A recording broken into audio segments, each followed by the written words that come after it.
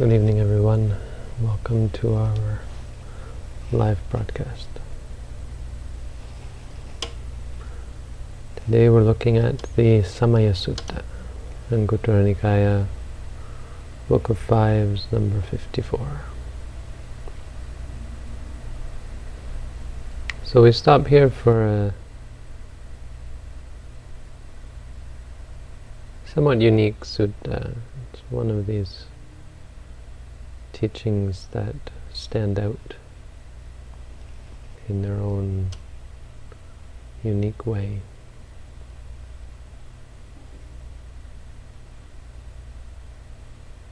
We have the Buddha giving,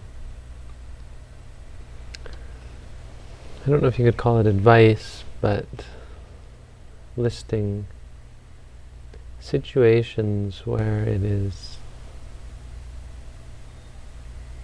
Bhikkhu Bodhi says unfavorable, but the words the Buddha uses are, or the text uses, are asamayopadhanaya and samayopadhanaya. Samaya means occasion or time. Asamaya means that which is not the time, not an occasion.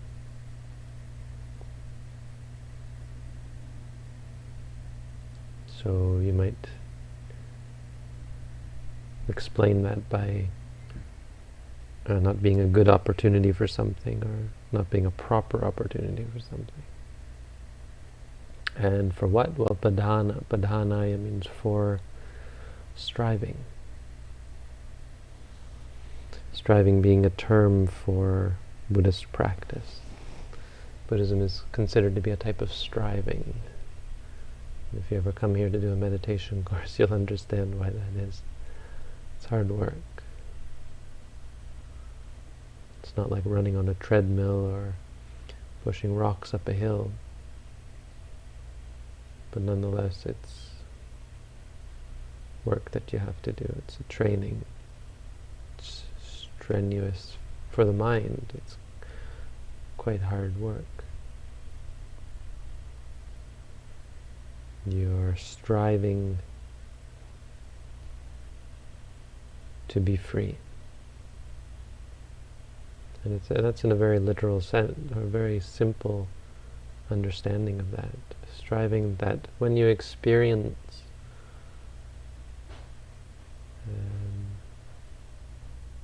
the objects, when you experience the world around you,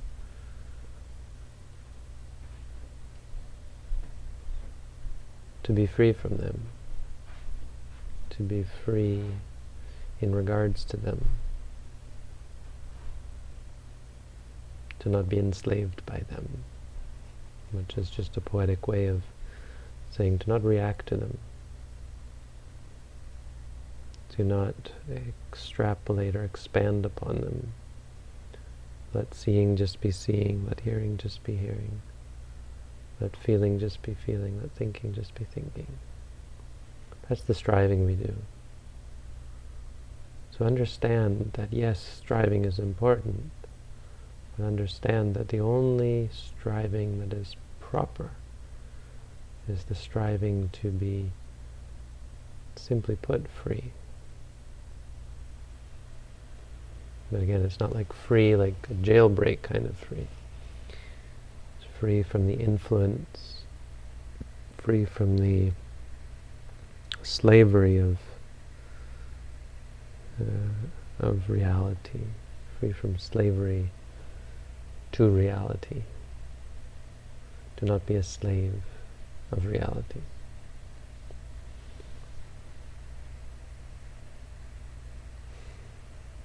So it's easy, we get the impression that, and I hope you get the impression from some of the things I say that it's always good to strive, right? It's always good to practice. So here the Buddha is saying there are times for striving and not times for striving, and I have to question a literal interpretation of this. So I have to hesitantly sort of put my finger on this one and move the, I don't know what the phrase is, but I have to somehow qualify this one.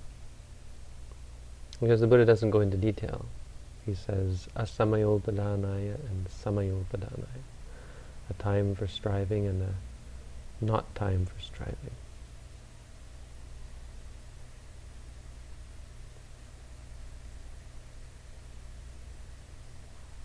And it's a list of 5. 5 good times for striving and 5 bad times. So I'll go through them and then we'll discuss about what they actually mean. Or maybe I'll say something first about why I mean it's not to be taken literally. Maybe I'll talk about that first. Because the admission that there's a time for not striving is a sense that there might be a time where mindfulness would not be useful, right? Or would not be possible. And if you're looking at these lists, and I'll go over them, it doesn't seem like any of these are times. They don't refer to times when you're asleep, for example, or drunk. It doesn't talk about that. What it does talk about is would appear to be times where it would be more difficult to really apply yourself. And so the only understanding I can get out of this as to why this is actually an important teaching to keep in mind is that all of these are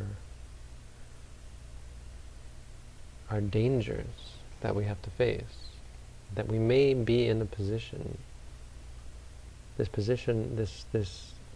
samaya, this occasion might come to us that we get into a situation where we can't practice, or where it's quite difficult to practice, more difficult to practice. And so the first lesson is not to take for granted a good opportunity to practice, to seize the opportunity, and you'll see why that becomes important when we talk about them.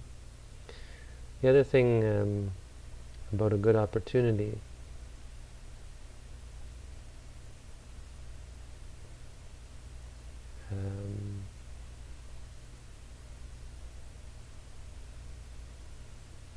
I can't remember what I was going to say. Yes, is that some of these can be avoided, not all of them.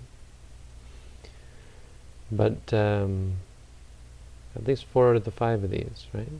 3 or 4 of them can be avoided. So it may be that you find yourself in a situation that is unfavorable to practice. And so one of the things I take from this is extrapolate on this teaching. Is that sometimes you should change your situation. Sometimes you shouldn't just accept your situation. The Buddha talked about avoiding certain things if they're going to get in the way of your practice.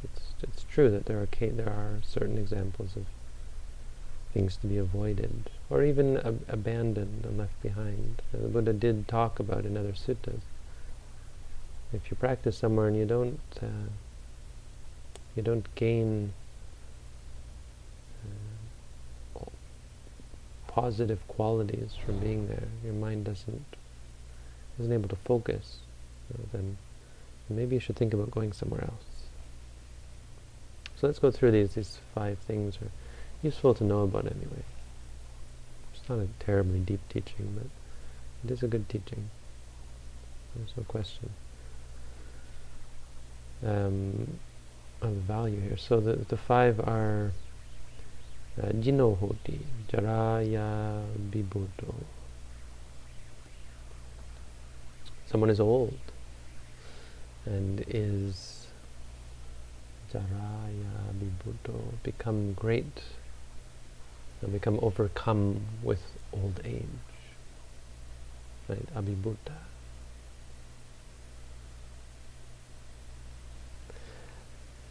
This is a asamayopadanaya, not a good time to strive. And so this one really rings home the fact that you have to work. You have to work while you're young.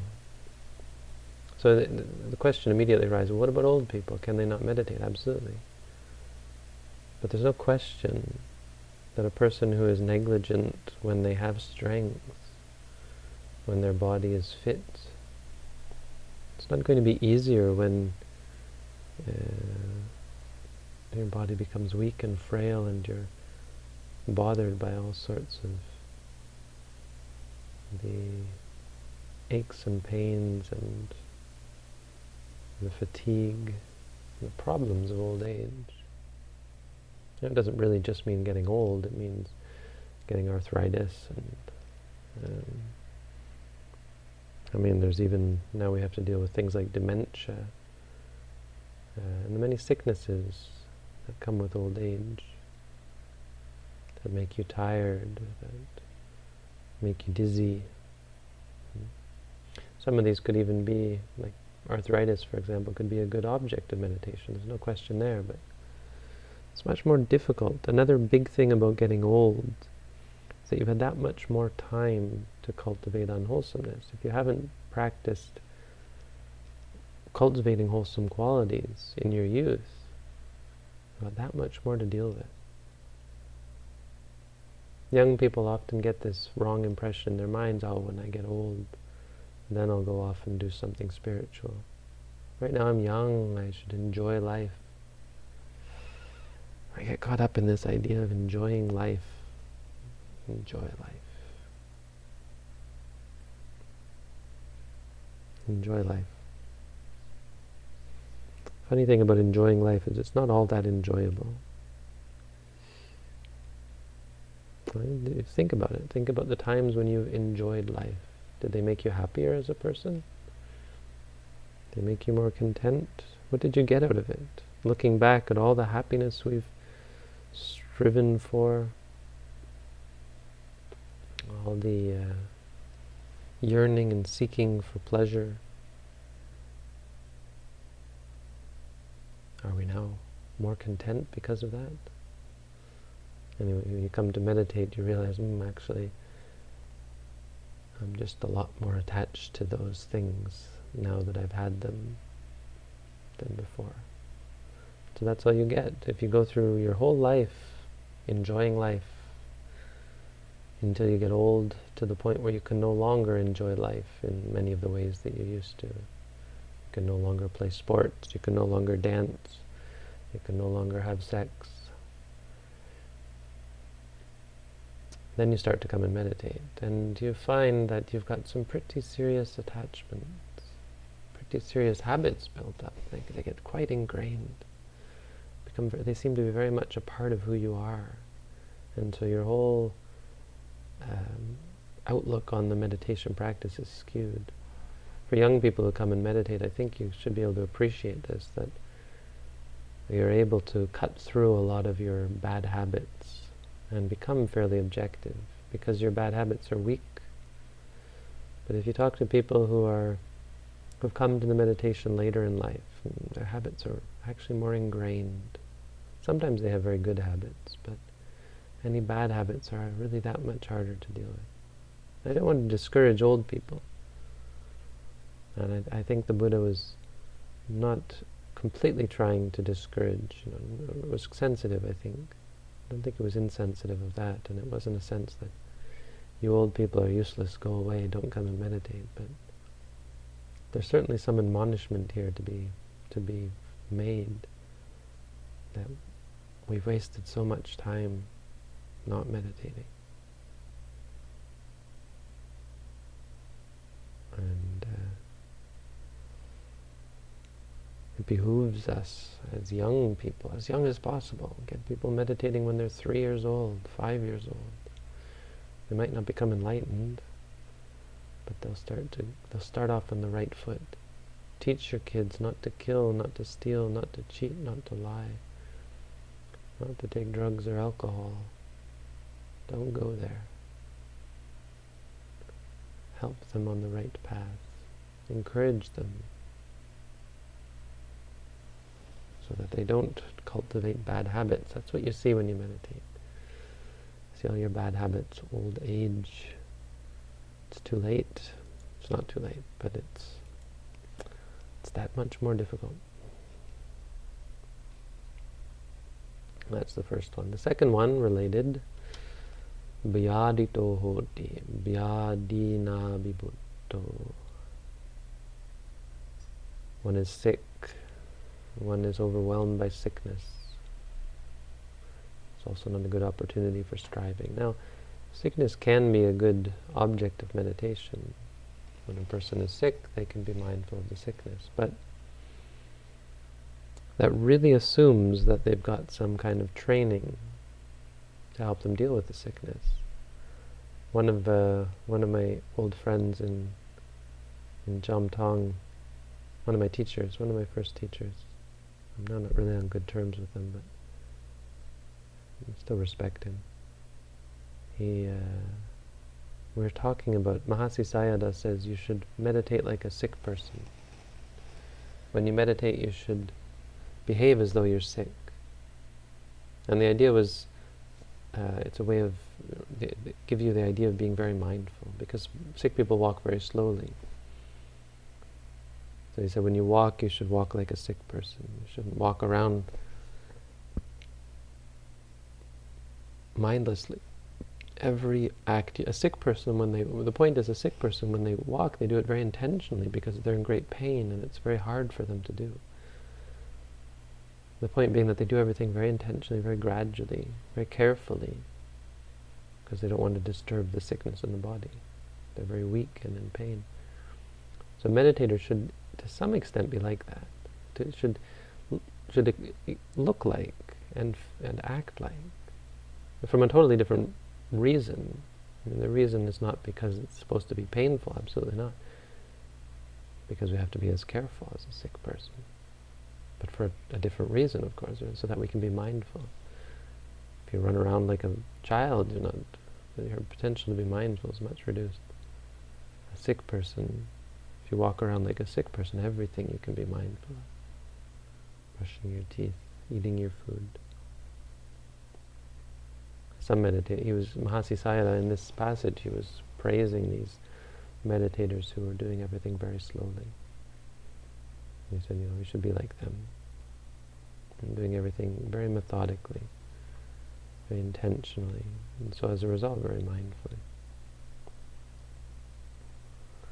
But the point of the story is, he joked about this, and he said, but sick people are some of the least mindful people out there. And it's true, most people when they're sick, they're just whining and complaining and unable to be objective whatsoever. And so this is what the Buddha's, I can only assume, thinking of. Well, certainly thinking of the sick people have a very hard time being mindful. When you're sick, all you want is to relieve the pain. Just give me something to get over it. Right? And once, when I was in Thailand, I would refuse to take painkillers, but I got this, what I later found out was probably amoebic dysentery.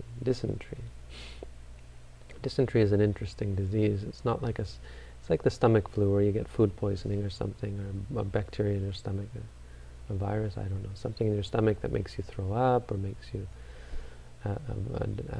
have diarrhea.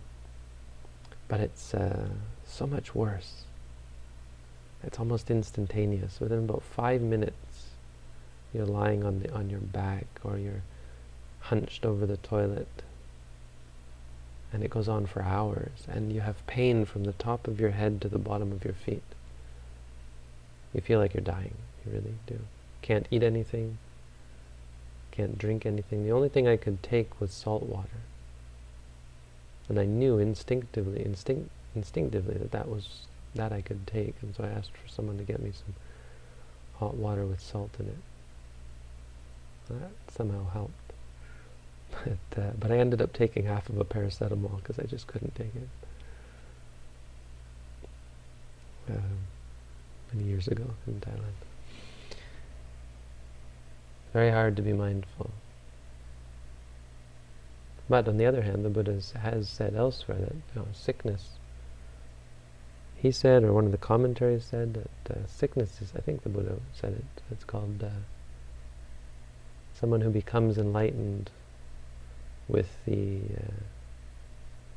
They free themselves from sickness and they free themselves from defilements at the same time. So they overcome sickness and defilements together. Meaning, I guess, the sickness helps them get rid of defilements. It's an instigator, helps you to let go. And I see that as well. I think anyone who's been sick, any meditator who's fallen sick, is able to see actually the benefit and how it tests you and challenges you. But the definite point here is that not to wait until you're sick, or to be conscious of the fact that sickness makes it more difficult. And the point being that, well, you're healthy. Make the most of it. So this whole idea of live your life, carpe diem, it's actually good, you know. Yes, live for the now, because tomorrow you may die. It's just a question of what that means. The best way to live your life is not to be indulgent, indolent, careless, heedless. The best way to live your life is to live your life to the fullest. Bring your mind to the fullest. Live to your fullest potential. Strive to find freedom now while you have the chance. That's number 2. Number 3, dubikang hoti, dusasang dulaba pindang, na sukarang unchena paggahena yapetung. Let's go to the English. There is a famine, a poor harvest. Well, I don't think that's quite what it says, is it? Oh, okay. Dubikang hoti, yeah, okay. There is it's hard to get food. This might be a fairly specific problem, not one that... It's one that monks run into. And there's a sense here that you do have to somewhat be careful. If you don't have a lot of food, well then don't push yourself, at least physically, too hard. It also says that you need to eat. There's no question that we rely to some extent on our body, and we're trapped to some extent by our body. And if our body is not healthy, it's often, our body is not energetic. We find it difficult to cultivate mental energy because they rely on each other. The mind is very much trapped by the nature of the body. Not entirely, but to some extent. So Bhikkhu Bodhi translates unfavorable. Yes. I don't suppose there's too much to say there. We're not really in danger of this, but another point would be that any danger can come to us, not just famine. Our house could be burnt down. And that's the 4th one. The 4th one is there could be peril, turbulence in the wilderness, war, times of war, conflict, so many different problems. The future is uncertain. We've just apparently passed 400 parts per million of carbon in our atmosphere, which is sort of the level that scientists hoped we could have avoided passing. Another one of those landmarks, and we just whipped past it. And some people are saying we'll probably never see less than 400 parts per million. So congratulations, another landmark in the evolution of humanity. What that means is we're looking at some hotter times, flooding, mass displacement of peoples. So we're definitely looking at famine and hardship, war, a lot of suffering in the future for a lot of people on earth. Could be us. We might feel privileged now, might be us in the next life, might be us in this life. lots of uncertainties about the future, lots of uncertainties about the present. There was another guy went into a public school to shoot people, which is always confusing, but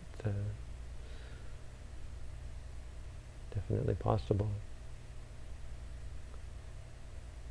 What's going to happen to us in our future, we don't know. And it will be very difficult to meditate when you're being shot at, when your house is being burnt down, compared to the luxury that we have, the great opportunity that we have to really make the most of our good luck, the goodness that we have. And the Buddha said, this is the time. Make use of the opportunity. Kano wo ma upachaga. Don't let the moment pass you by. So that's numbers 3 and 4. Number 5 is also somewhat specific. When the community is arguing, and there's another lesson to be learned here. When the community is broken up, when everyone's fighting, the lesson to be learned here is don't fight. And this is probably a good lesson for, it is certainly a good lesson for large monasteries and meditation centers. I've been in some places, I tell you. I remember, I don't know if I told this story online. I tell this story often to my students. I became a monk, and then I went back to Canada because part of my agreement with my parents was that if I become a monk, I'd still go back to university. So I went back to university as a monk. Oh, I'm doing that now as well, but yeah, I did it way back when as well. It didn't really work out all that well. Anyway, I ended up deciding that that was a bad idea. It wasn't going to work, and so I reneged on my agreement and went back to Thailand. Yeah, it was a little more complicated than that, but anyway, I went back to Thailand. I just got back to the monastery, and I was thinking, I'm back in Asia. Now I can really, now I'm in a community, and I'm surrounded by these wonderful people. And I was in there 2 weeks.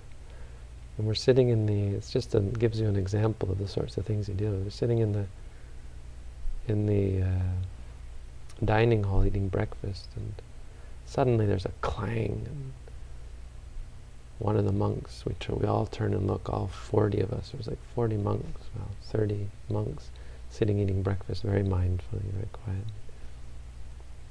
And suddenly one of them stands up and starts wailing on another one, pounding him in the face, and blood everywhere, his nose is broken.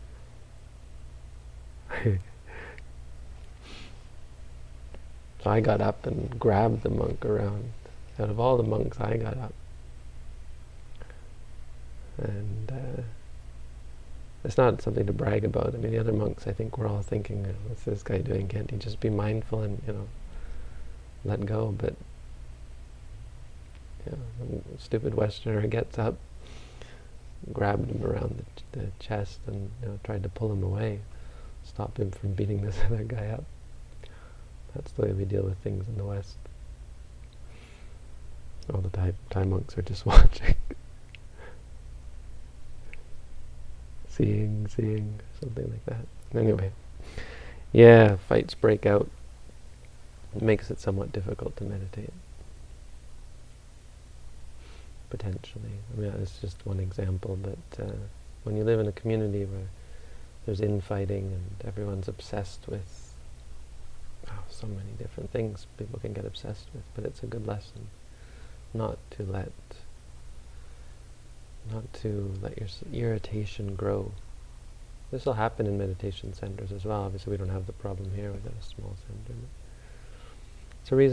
It's a part of the reason why we don't like meditators to chat with each other. It's fine to talk.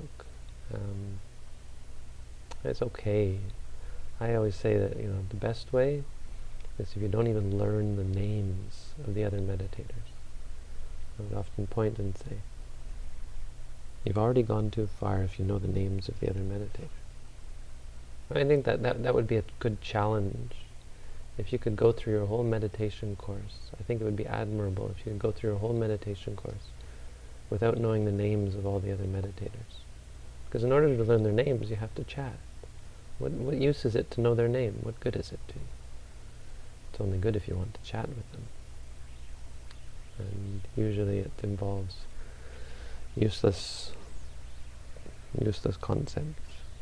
So it would be a good measure if we could sort of institute that as a suggestion, recommendation.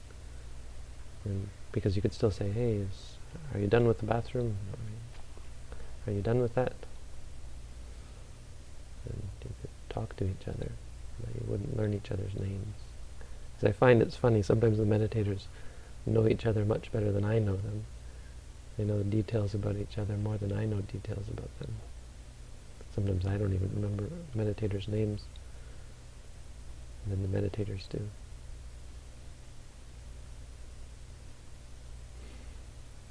So it was part of that.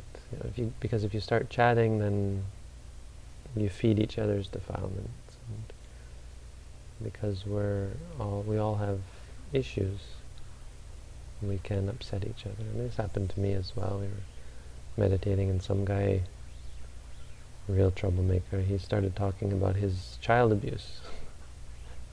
Going on and on about how he was abused as a child. And it totally shook the rest of us up. We're sitting there, we're trying to deal with our problems, and suddenly we have to think of this guy and all the horrible stuff he'd gone through. It turns out he was a bit of a, as I say, troublemaker. And I mean, he had serious issues. It made it hard for him to meditate, so he liked to sit around and talk. But yeah, there are many aspects to communal harmony. It's not easy to find a community. It's easy to take for granted a well-organized meditation center. It's not an easy thing to organize. It takes a light touch, but it takes some kind of a touch and some kind of planning, and it takes commitment by all of its members, by all the meditators, by the teacher. Commitment to cultivating a beneficial atmosphere, because otherwise it makes meditation difficult. So that's the Dhamma for tonight. Just another one of those things, something good to point out. Going through the Anguttara Nikaya gives me a chance to point out, hey, look at this, hey, look at this. It's like we're traveling along the path and I turn and I can show you guys some flowers by the side of the road. How's that for poetic imagery? Alright, that's it.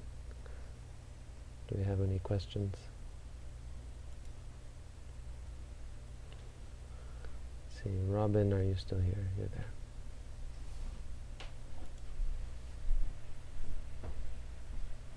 I'm here, Bhante. Sorry, I was muted. We have questions. All right. Hit me with your best shot. Most of the time I cannot feel the rise and fall of the abdomen. Not sure if this is due to stress. I mainly note sitting or other things that I experience. After a few minutes, if I don't feel any rising and falling, I place my hand on my abdomen. This seems like I'm looking for an experience to note and not focusing on more obvious objects. Also, I tend to lower my hand after a few minutes because it stops helping. Is this correct? Yeah, most likely due to stress. If you lie on your back, this is how you confirm what I'm saying. Lie on your back and try it.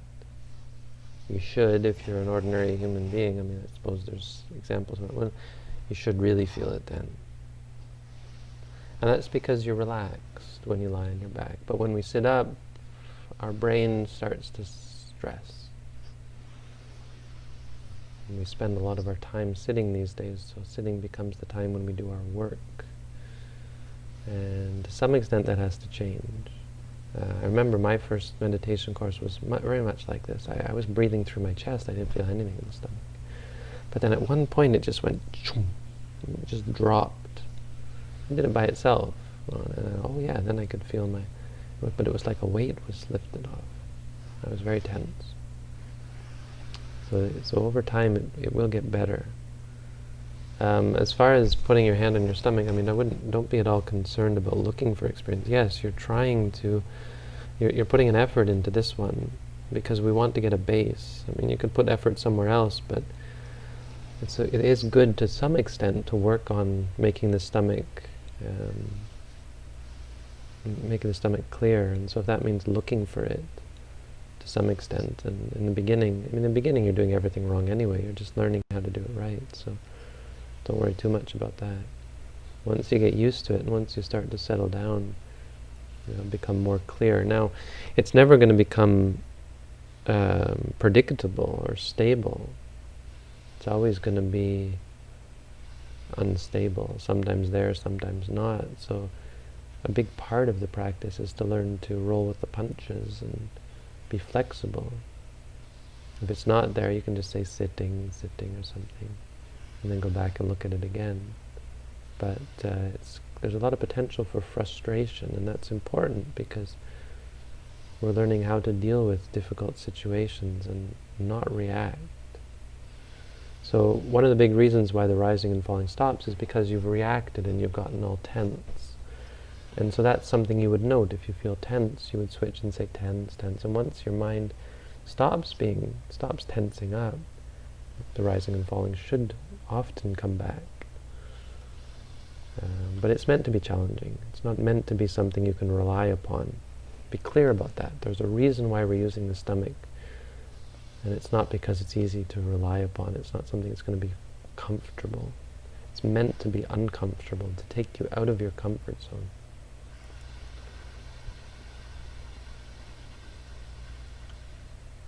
Robin, did you click on the question? I did. Did it work? I think so. It didn't work for me. Yeah. I'm not sure that. Yeah, I'm not sure that it clicked right in the beginning. My screen was a little frozen, but it was clicked before it was over. I didn't see it. Do some enlightened beings just retreat into solitude? Obviously, the Buddha didn't do that, but do you think he would consider that decision respectable? Yes, absolutely. The Buddha did do that, actually, but then he was invited to teach. He was asked to teach. That's how the texts portray it. That if he hadn't been asked to teach, he would have just retreated into solitude. It's definitely respectable. There's lots of monks who did it, arahants who did it. They still would often be confronted by people wanting to learn. Sometimes they wouldn't say anything. They wouldn't teach. They wouldn't throw people away, but some monks would just go off into the forest where it was very difficult for other people to come. Not because they were trying to escape, but because they felt comfortable. It was somehow a part of who they were. So, the Buddha was quite clear that there are many different ways to live as a monk. I'm not trying to suggest that all ways are proper, all ways are equal, but there is to be clear, you don't have to do that, and it's not wrong to do that. This kind of question, the answer is definitely yes, that it's all, many different ways are respectable. The most important is that you're keeping proper practice. Of course, for an enlightened person, right, that's moot point, but it happens, yeah. Oh, we're not going to answer that one because it's not about Buddhism, about our Buddhism. Why doesn't the Theravada school believe in who you're clever there? I was almost going to think about answering that one, but no. Dear Bhante, I'm feeling less and less attached to the physical world. I know many years ago during university I would desire to become a monk in this lifetime after practicing meditation. I feel the time is coming near. I have absolved my student loans. I have money saved and many possessions I can sell and give away to make my travel to Sirimangalo. I am happy to abide by the rules for staying at Sirimangalo you outlined last night. Am I missing anything before I make my final decision?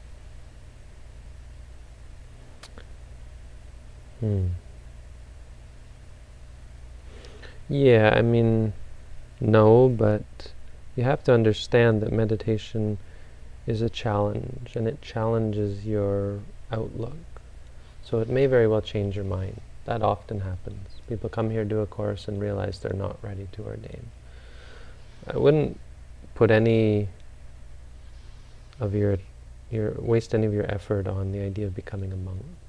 Well, that's not true in other traditions, but our tradition is somewhat specific, and it's not something. I mean, it's not really. Um, it's a tough path, and it's a streamlined path. So we go quite deep quite quickly, and the outcome, the person who comes out of the course may have a somewhat different outlook on things from the person going into the course. I don't know. Maybe I don't have to be so dire sounding. Sure, you want to come or meditate, become a monk, fine. Another thing I would say is that being a monk here, I'm just talking to, you saw, I've forgotten his name now, Alexander, who was just sitting there. We were just talking today, he wants to become a monk, and I have no qualms about him becoming a monk. He's finished 2 courses now, really doing well. I have no doubts about his ability to survive as a monk. So what I said to him is he should come and stay here for a while, and he can help out in the monastery. And then I would ordain him. Never done that before. I could at least ordain him as a novice. I've done that before. But maybe ordain him even as a full monk. And then we could send him somewhere. Because if he ordains here, it might be easier to go other places. If you go to other places and ask them to ordain you, well, they don't know who you are, and nowadays they're very cautious about immediately ordaining someone. But because he's already done the prerequisites with us. So that's an idea. But staying here as a monk, you see, there's no monastic community here. I mean, personally, even I don't feel comfortable with my ability to provide a well-rounded monastic education, because I never really got one. I can give the basics, and I know quite a bit about the Vinaya, but relatively speaking, and I don't touch money, which is better than a lot, but I'd rather you consider spending your early monastic life in a place that is more traditional, because we're just in a house here. We've got rooms just for meditators mostly. So if your plan is to come here and live as a monk, it's not really what I'd recommend. But that being said, we can help sort that all out, I think. I think this could be something, a project Sri Mangal could start to take on. Advanced meditators who want to become monks, we could help them find placements where they could go, because that's common. Monks would not always stay with their preceptor. Their preceptor, even in the Buddhist time, would send them elsewhere. Go learn from this teacher. And then they come back and say, okay, now go learn from this teacher. It wouldn't mean you couldn't stay with your preceptor, but from time to time, it's good to send them off to teachers who would teach different things. So that's what I have to say about that.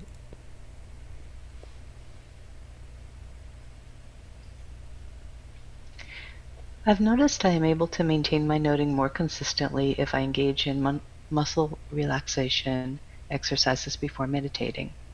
In my case, would you recommend I add this in routinely? What do you think, Robin? No. What's my answer? No.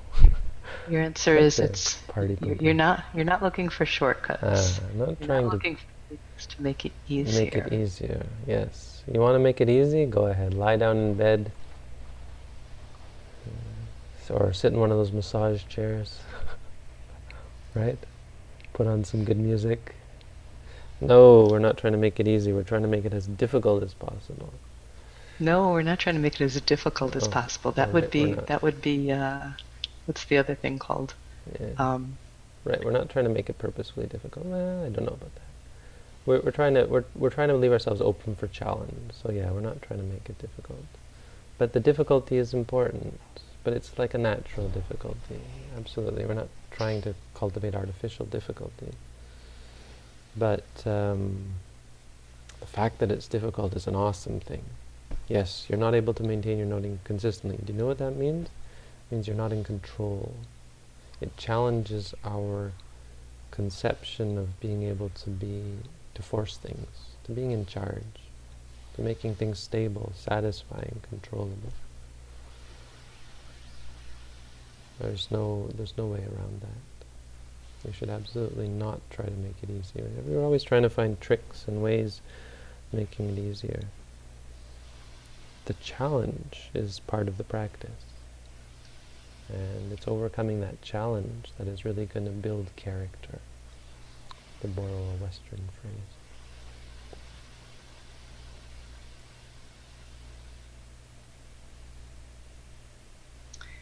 I know you talked about sickness as being a barrier when it comes to meditation. What about chronic illness? I have had a chronic illness easily treated with an IV infusion. However, without the medication, I'd be unable to walk and be in a lot of pain. I was just wanting your thoughts on medication and meditation in that case. Yeah, I have no problem with the idea of taking that sort of medication, especially if it makes you able to walk. It is good to deal with pain, so you don't want to take medication to dull your pain, for example. And we have one, Elaine who's taking, I don't know, I should talk about people. I'm not supposed to mention people. No, I can't talk about her because I mentioned her name. Anyway, some people deal with, you should be willing to deal with pain. We have one meditator here we're talking about pain, and she's really picked up on that, the actual dealing with pain instead of trying to escape it. So that's one that you generally want to try not to avoid, because pain is a great teacher. But extreme pain, there's an argument to be made for trying to be free from that, and certainly any debilitating condition that makes you unable to walk, for example. There's nothing wrong with it. And the point of being careful about medication is avoiding challenges, avoiding difficulties.